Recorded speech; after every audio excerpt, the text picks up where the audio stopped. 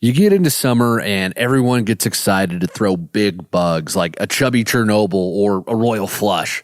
And those certainly get the job done sometimes.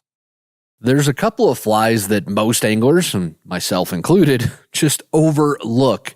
These bugs are on the menu for trout all through summer, but they rarely make it onto a hatch chart. So today on Untangled, I'll share with you what those flies are, why you should think about using them, and why I think they get overlooked so much year after year.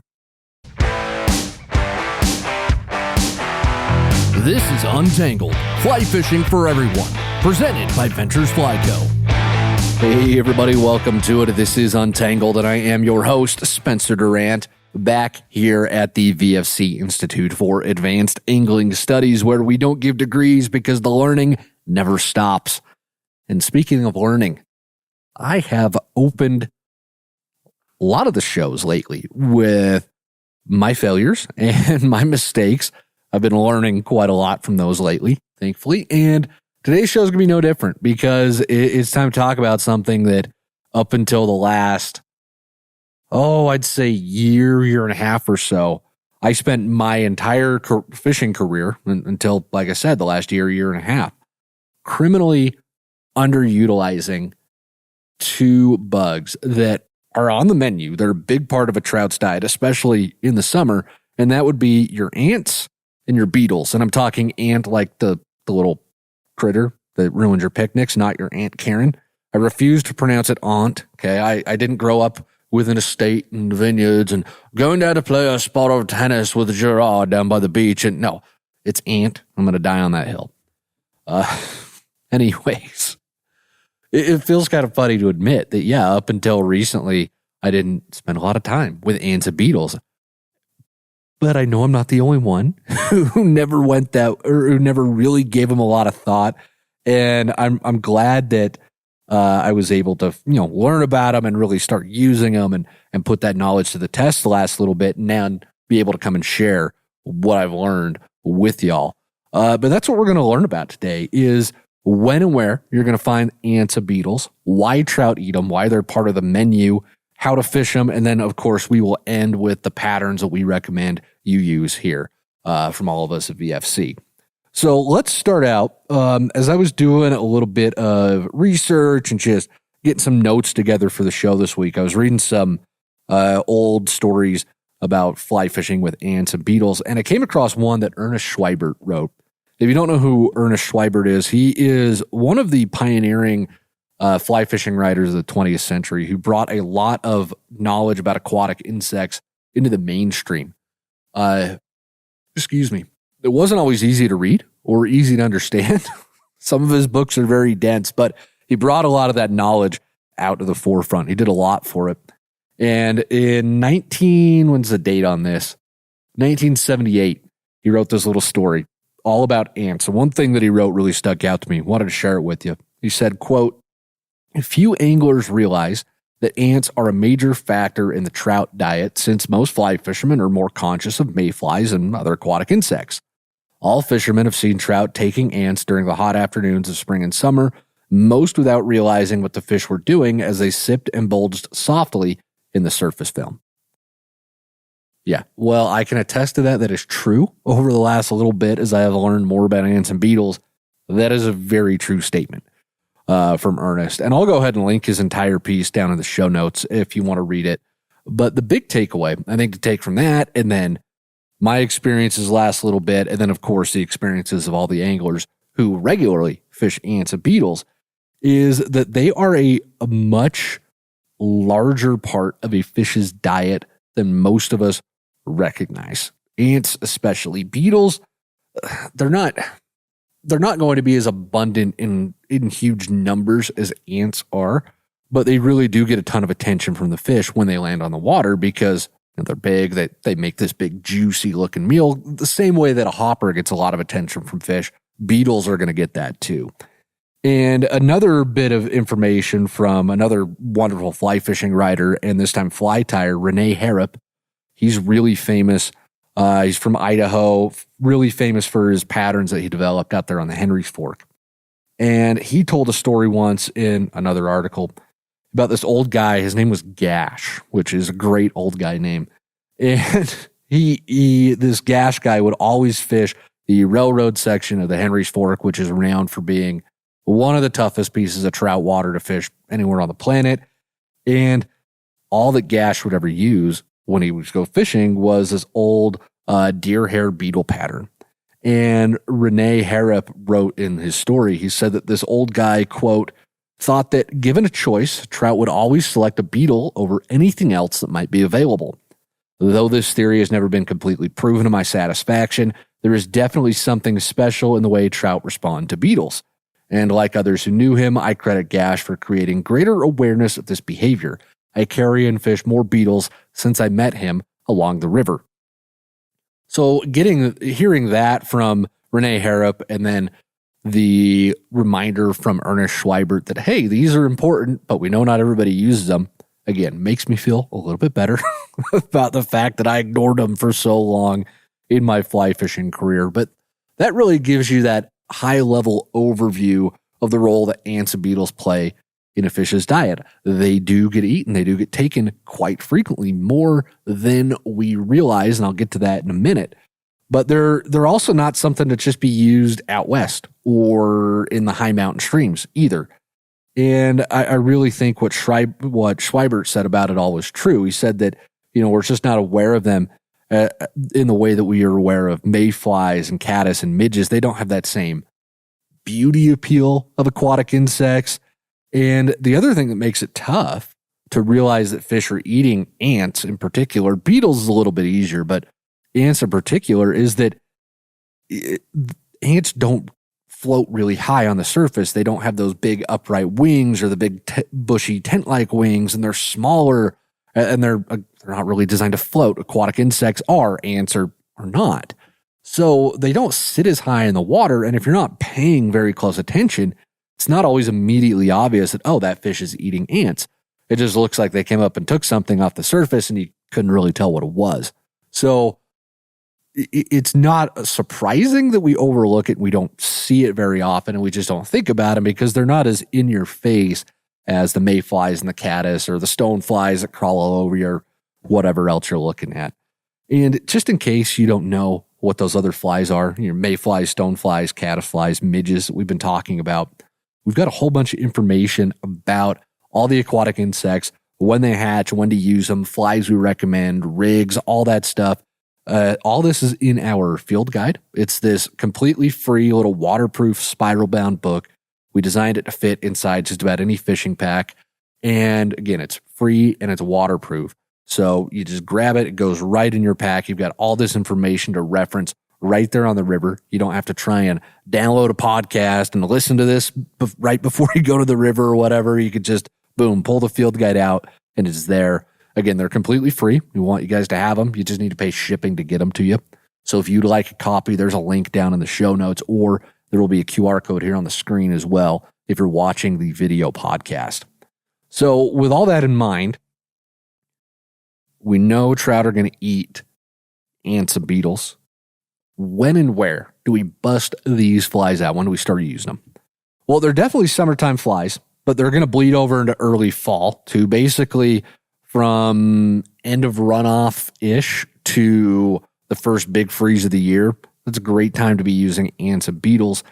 And really, any hot, windy day is going to be especially great to fish these bugs in particular, since they're terrestrial insects. They don't live in the water. They'll live near it, but they don't live in it the way that your caddis and your mayflies do. So the windy days blows a lot of them to the river. They're not always the greatest flyers, so you get a big wind gust. It might blow them out to the river. They might fall in. The beetles might be on the stream side vegetation, then they fall in as well. And the later and later we get into the summer, the more and more ants and beetles you're going to see in the water, because as you get later and later into the summer, all the other vegetation starts to dry out, starts to die, but all the stuff closest to the river stays nice and lush and green, and that's where these bugs want to hang out and eat their food. So later and later you get in the summer, the more and more you can look to fish with these bugs. So that's really kind of the high level overview of when you want to fish them. But with ants, You can also fish them if you run into any big mating swarm of flying ants. And yes, that is a thing. If you haven't seen it before, I'd never run into too many of them. I don't know if it's more common in some areas versus others. I've also just never really paid a lot of attention to ants either, up until like I mentioned a little while ago. So, but from what I've been told and what I've read and looked at, these flying swarms of mating ants will create enough of a frenzy if you get into them. The fish will eat those over mayflies or caddis or whatever else happens to be on the water, because they'll just go for the ants, which I think is really interesting that they'll key in on them that way. And I've never been into that big swarm of mating ants that all kind of end up in the water. But if you have, definitely drop a comment. Tell us about that experience. I think that'd be cool to see and cool to experience too. But I remember I was either reading or talking to somebody. I did a fair amount of that prepping for the show this week. And they were telling me about a time they were out on one of the big famous freestones out here in the West. And they had all their aquatic insects. They were ready to go, and they get down to the water, and they found a bunch of rainbows that were just snacking, just munching. But they were ignoring every aquatic insect that threw at them. And finally they realized, oh, these flying little black things they see in the air are ants. So they had a vise with them, so they tried to tie up a couple of ants real quick, go back out there. They caught a few, but they mostly just ignored the aquatic insects, and the only fish they caught came on the ants on that trip. So it does happen. Like I said, I'd love to experience that at some point. So maybe my next big goal is go find an ant fall or whatever we want to call it. Instead of a spinner fall, it'll be an ant fall. But yeah, so that's another time when you want to just pay attention. If you see a lot of ants, if you see the flying ants that are buzzing around, tie an ant on, because there's a very good chance that there are some ending up in the water. So again, to sum this all up, I would focus on fishing your ants and your beetles anytime after runoff until about that first frost of the season. And then I would especially focus on fishing with an ant when you see fish rising, but you don't see any specific aquatic insects on the surface, because that's one of those really frustrating moments that you get into as an angler. As you're out there, the fish are rising, you can clearly see them doing something under the surface, but they're not giving you any clues, and you don't see any bugs on the surface either. Yeah, they might be eating caddis pupa as they come up in their emergence. We know fish love to snack on those, but there's also a really good chance that they're eating the ants too. So if you don't see anything on the surface, throw some ants. You might end up surprising yourself. Now with beetles, like I mentioned earlier, they are a lot more likely to get that response that grasshoppers or even cicadas do. Honestly, the way that I fish beetles is very similar to how I fish cicadas. And it's the same thing with a cicada hatch. Is it's pretty rare to get into like a steady stream of cicadas just all over the river, the way that you see a lot of mayflies or a lot of midges on the water surface. But if the fish aren't doing very much, a beetle, if you throw it tight to the bank, kind of twitch it a little bit to make it look like it's struggling, that's going to get some fish to come over. And at a bare minimum, they're going to look at it, but there's a high likelihood they're just going to eat it too, because that's a big ticket meal. It's the right time of year. They're used to seeing them, and they will eat them more than you anticipate. So that's what's kind of fun about fishing them. You think big foam bugs, the default for a lot of folks is grasshoppers, but beetles, they kind of get overlooked. And then again, location, I want to stress this, really doesn't matter too much here either, because you're going to find ants and beetles active on trout streams honestly everywhere, except maybe like the really high elevation stuff. I'm sure there's ants up there. I'm sure there's beetles up there. I don't know. I don't know for sure like what the ant situation is at 11,000 feet. But if you're up there at 11,000 feet and you're fishing a stream, I would also be very surprised if the cutthroat and the brook trout in that stream didn't want to eat an ant or a beetle. So they're going to work for you regardless if you live out here in the Rockies or if you're somewhere on the East Coast or in the driftless, wherever you're fishing, ants and beetles are going to be on the menu. Now, let's also dive into some actual how-to on the fishing side of it. I think that'll be a fun thing to get into next. Let's start with ants. Okay. If you are on the river, you see fish rising, you see them eating in a way that looks like they're eating adults. You see the head breaking the surface, you see a little bit more of a splash, but you don't see any insects on the water at that point. Ants would be a great bet. Beetles would also be a great bet, because what's going on is the fish are showing you that, hey, they're looking up, they are willing to eat off the top, and we know trout love terrestrial insects. They're a high value food item, and I think they really love them just because they know they can't escape, right? They know that unlike mayflies or midges or caddis, which they have wings, they're designed to get off of the water. When the trout go to eat them, there's a chance those fish could fly away at the last second. Terrestrial insects are not designed to be on the water, and so they kind of freak out when they fall on there. Like me, when I open the fridge and realize all my wing sauce is gone, I'm like, oh no, and I kind of have a little moment.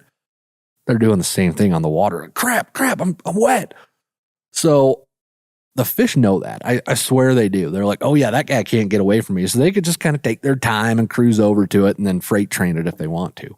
So that's part of the appeal to fishing ants and beetles, really, is the fish know that they can't get away. So if you do see, again, you see some rises that look like the fish are eating adults, but you don't see any bugs on the surface, and maybe you throw a cast or two towards them with a parachute Adams or an elk caddis, and they ignore that, go to an ant or a beetle, because there's a very good chance, again, they're looking up, they're telling you, hey, I'm more than happy to eat off the surface right now. You just got to find something that will actually get them to commit, and a lot of time it's going to be ants and beetles. Now, if you are in a situation where you see some fish rising and they're not quite breaking the surface, you kind of see that telltale emerger rise, like Ernest Schweibert said earlier. You see that little bump and roll in the surface film. Looks like they're eating. You tell they're active, but they're not really breaking the surface. That's a great time to tie on a sunken ant.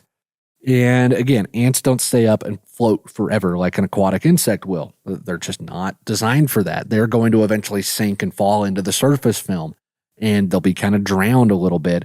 And trout are going to eat them with the same movement that they eat anything else that's stuck in the surface film.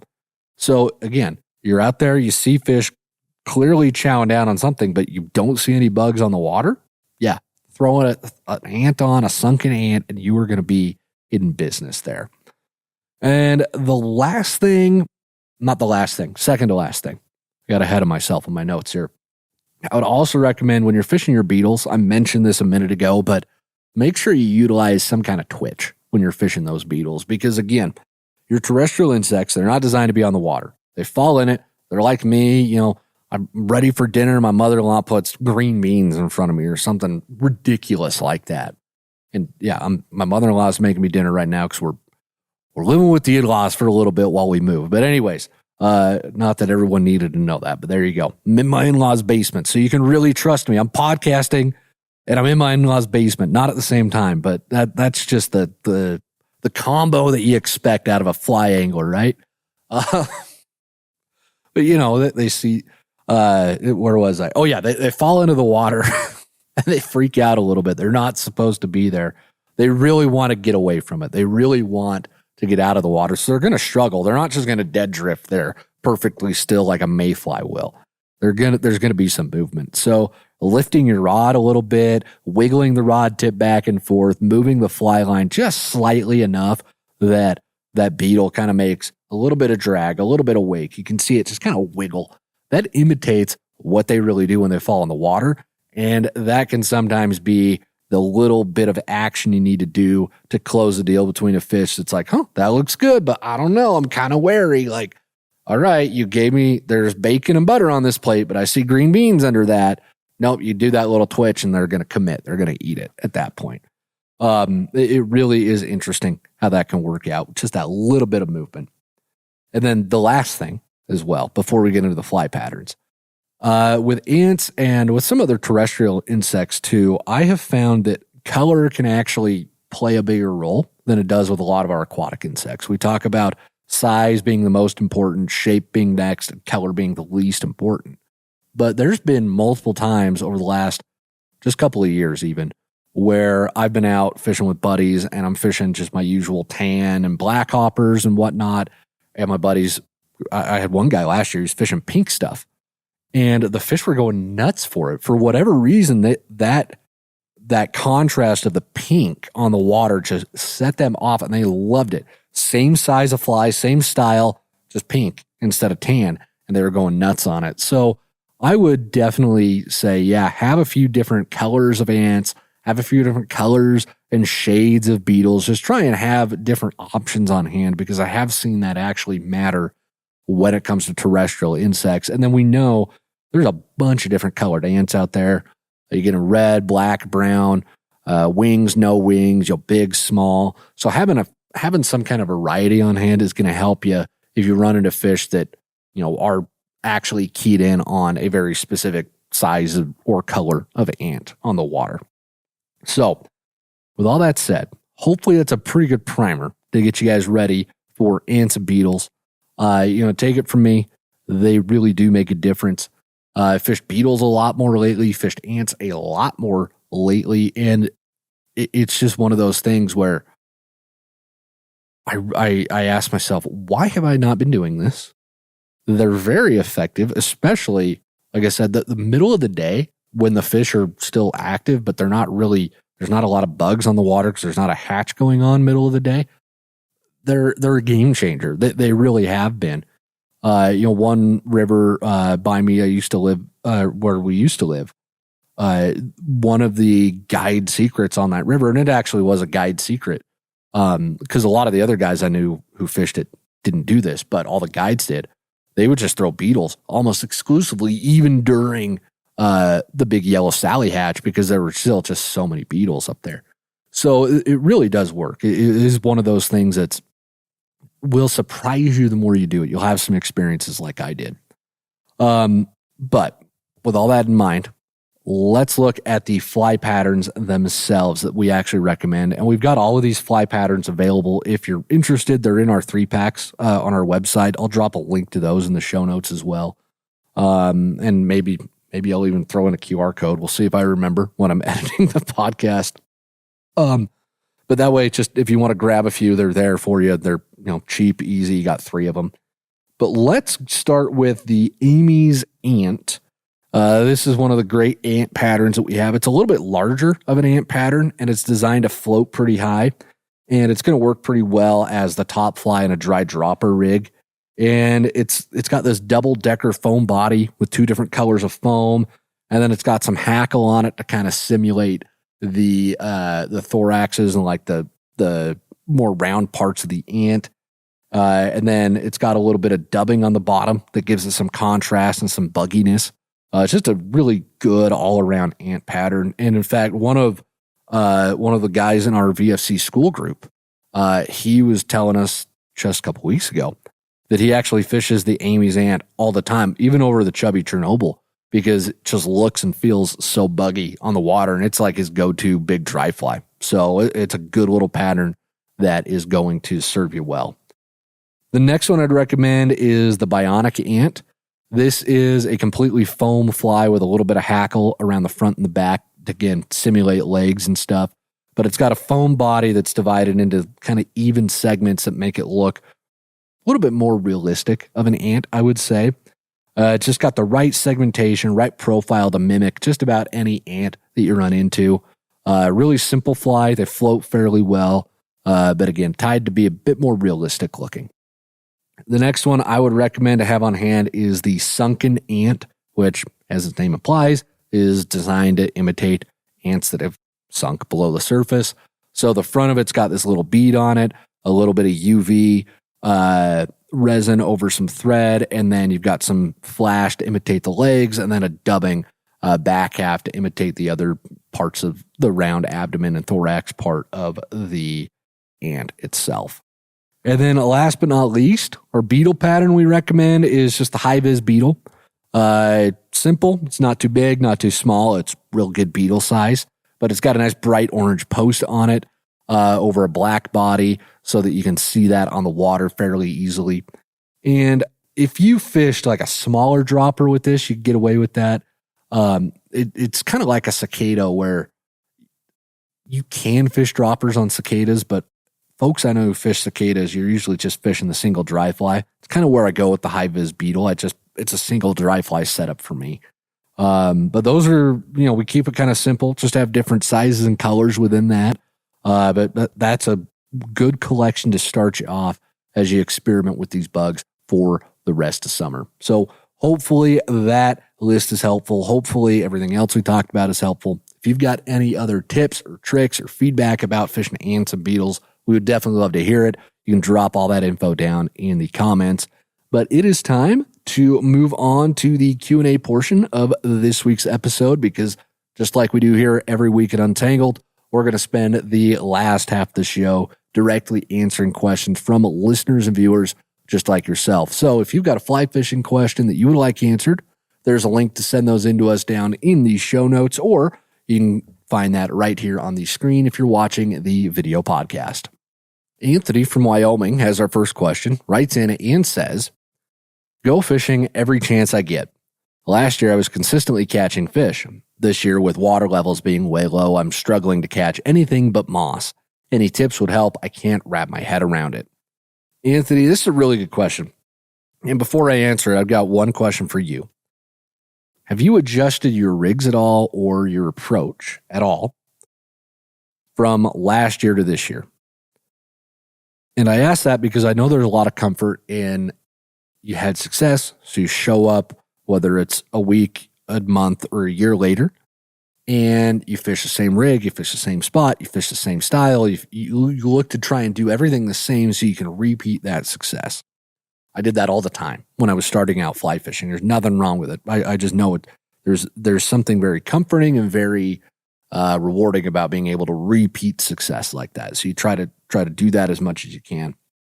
And the issue with that is when conditions change, just like you noted, it doesn't always work. So what worked last year is not always going to work exactly a year later, especially when we're in a big drought like we are and water levels have dropped so much, so quickly in so many different places. So the first thing that I would do, just addressing the issue directly, you say you're catching a ton of moss.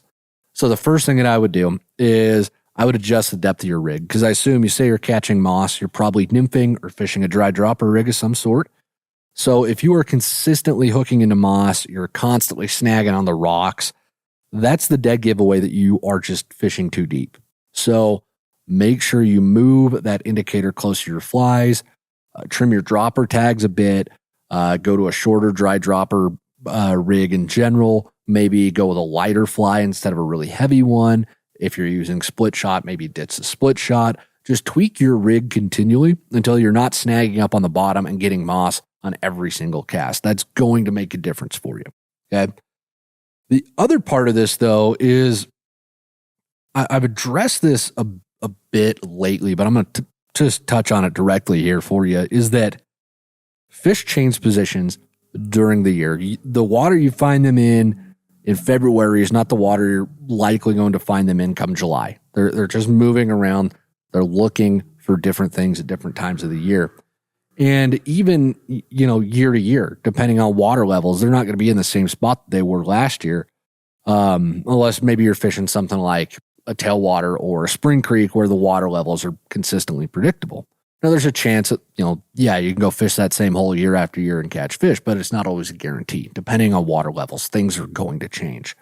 So this time of year, fish are really seeking out water that's cooler. They don't want to be in water that's too hot. So that's defined as anything 68 to 70 degrees in freedom units or warmer is going to be too hot for a trout. You generally want to fish in stuff that's 68 or cooler, because that water's got enough oxygen that the fish feel happy. They're right where they want to be. Everything's firing on all cylinders for them. The warmer water gets, the less oxygen it actually has in it. And then that becomes harder for the fish to breathe. They've got to work harder to get the same amount of water flowing over their gills to get that oxygen out of it. That's why we always, recommend once water temps hit 68, quit fishing, because there's just not enough oxygen in the water for the fish to recover from fights anymore. And it's not worth killing a whole bunch of fish just to catch them for a day. If you're going to go out and, catch your limit to take home and eat, yeah, tip my cap to you, go do it. But as far as catch and release fishing goes, It's not worth doing once water temps get up and over 68. So they're looking for that cooler water. That's the why behind it. In summer, there's going to be enough food that they can find. They can have meals just about anywhere they're hanging out. So they're really going to be looking in the pools and runs unless there's a hatch that gets really big that pulls them out into the riffles. And then pools and runs, just in case you don't know, pools are just the deepest, slowest moving bits of the river, and all that cool water is going to be down there at the bottom. So they'll hang out down there in those pools. And then runs, they're deeper than a pool, but they're moving a little bit quicker. They're not a shallow riffle, which is the shallowest bit of the river where the water's kind of moving with that classic disturbed look over the top of all the rocks and stuff. The runs are kind of that in-between water. And usually there's enough depth to those runs as well. They can find that cool water, hang out there, and then, that current's bringing them quite a bit of food. So that would be my first move. If I were you, I would focus on making sure I'm fishing where the fish should be. So I'm fishing that deeper, cooler water this time of year, and then make sure that I'm not fishing too deep. Okay. Because even though the fish are hanging out in those pools and in those runs, you throw a nice big dry fly up on top. Again, there's a lot of food this time of year. There's a very high likelihood they'll come up from the bottom of the pool and eat that. And then you can also, go dry dropper at that point. Just make sure you're not catching the bottom every single cast, every single drift, because that's the dead giveaway that you're too deep. And then probably the last thing to say here is some rivers just do get really mossy when it gets warm, and it warmed up a lot quicker this year than it did last year. So might just be time to not fish that river for the rest of the year until things cool down. Generally, the cooler water you find, the less moss you're going to end up with. So might be time to just go explore some of the high country. You're in Wyoming, so you got a lot of good mountain fishing to do. There's a lot of fun stuff further up there. You can kind of leave the stuff down lower with the moss in it. Wait till fall. That moss starts to die and break off, and you can have a good time. So hopefully that helps you. Thanks a bunch for sending that question in. Shelby from Utah has our next question, writes in and says, "Hi, first off, I love the podcast. It's helped me tremendously with my fly fishing journey, and I continue to learn so much. When I first started fly fishing last summer, I only tied on dry flies. It was straightforward and made sense to my beginner brain.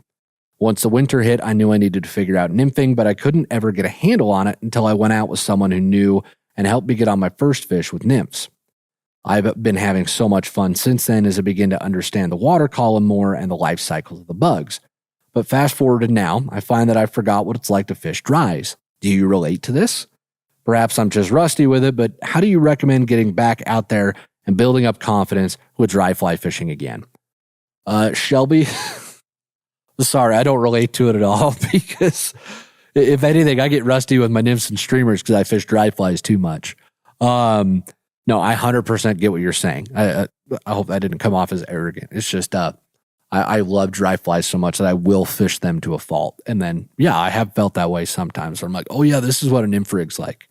I really do get what you're saying though. And I think there's something really worth addressing, because you ask specifically, how do you get back out there? How do you get back out there? How do you build confidence up with dry fly fishing?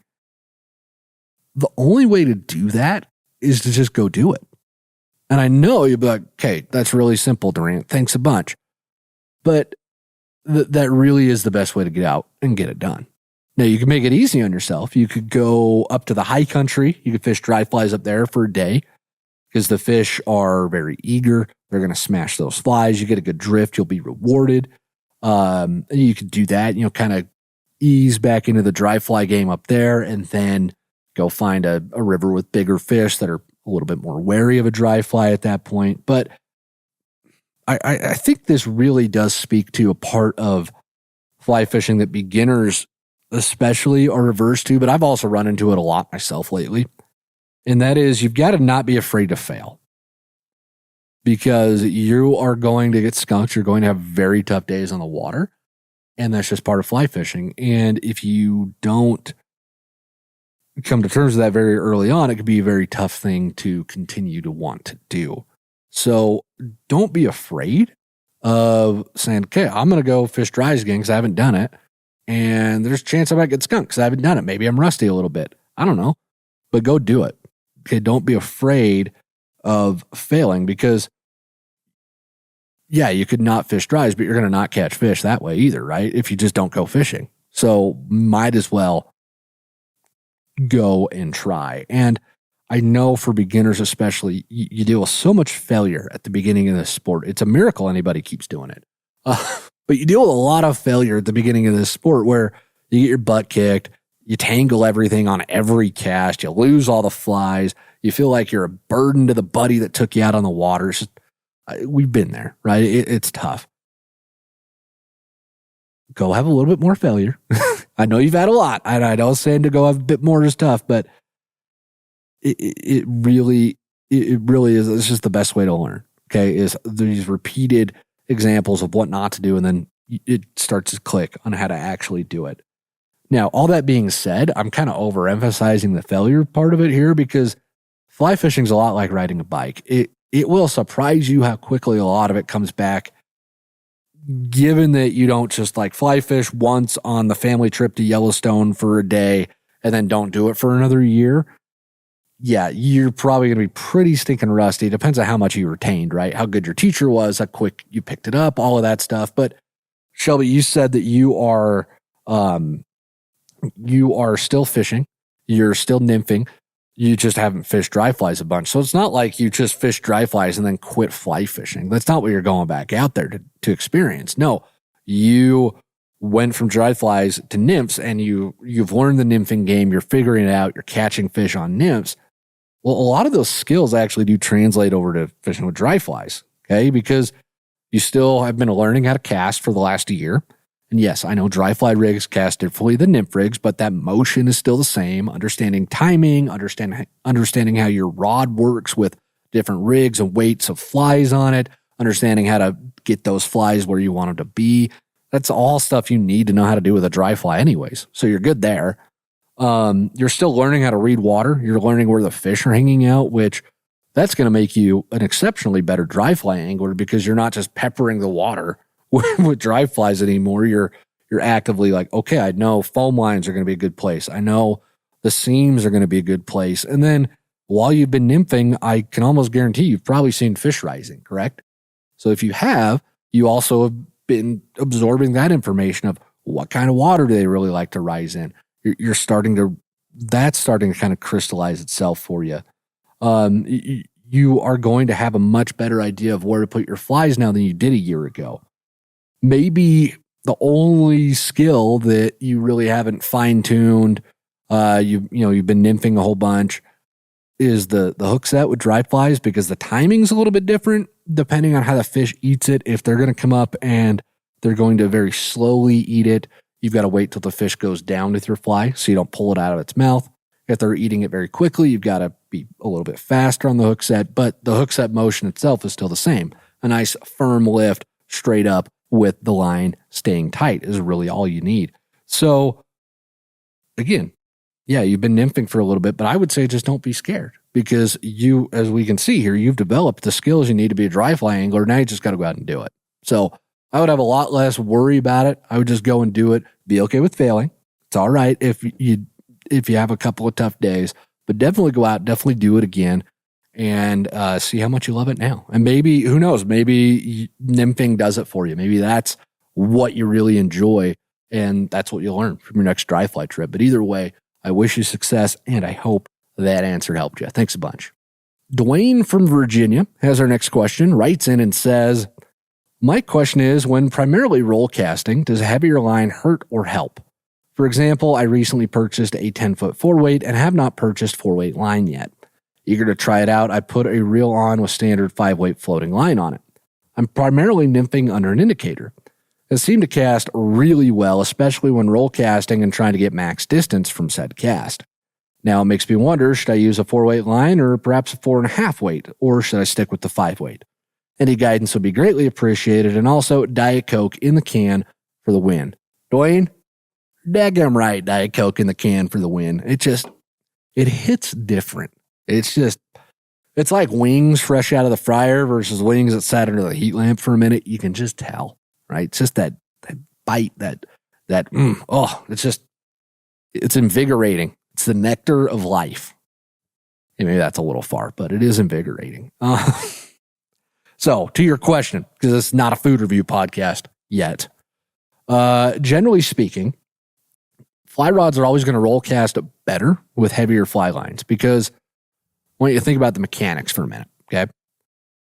A roll cast utilizes the weight of your fly line, your leader, your indicator, your flies, any split shot that you've got on there, plus the way that your rod flexes under that load to transfer all of that energy in one single motion. That's what the roll cast does. It uses all of that weight, loads up the rod, transfers that energy, rolls that cast out there for you, and it gets it all done in one motion instead of building all of that up over the course of some overhead casts.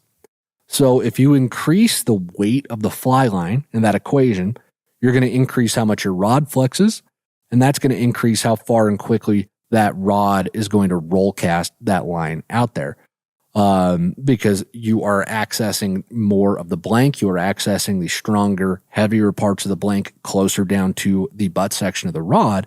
So you are engaging more of the rod to throw and to roll cast that line out there for you when you fish a heavier line than the rod was designed for. It's going to make it flex more. So you're going to get a bit more performance out of it that way.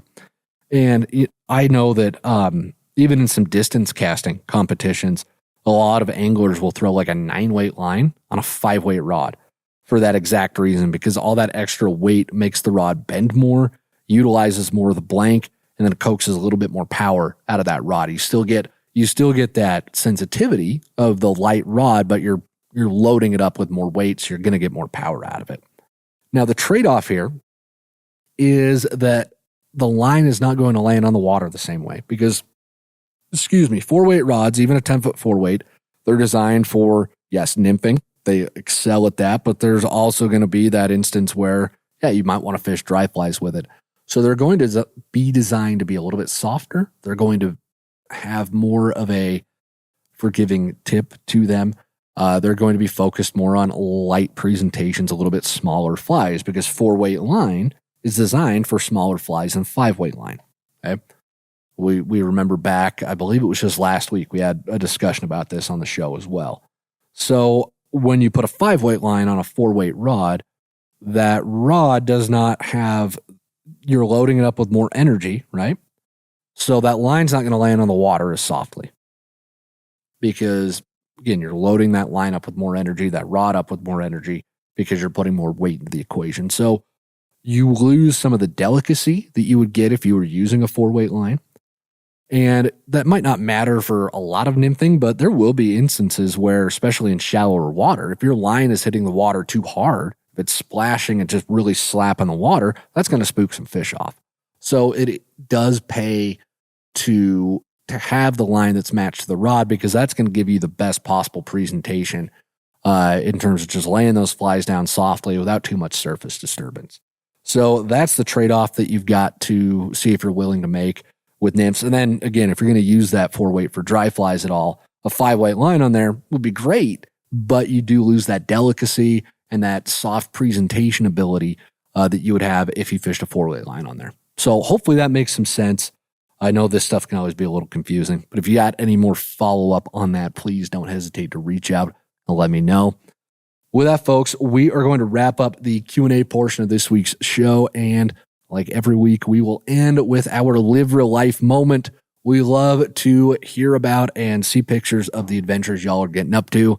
This is what VFC is all about, is living real life, having those unforgettable experiences out on the water. So if you've got a Live Real Life moment you would like to share with us, there's a link to send that in down in the show notes or right here on the screen if you're watching the video podcast.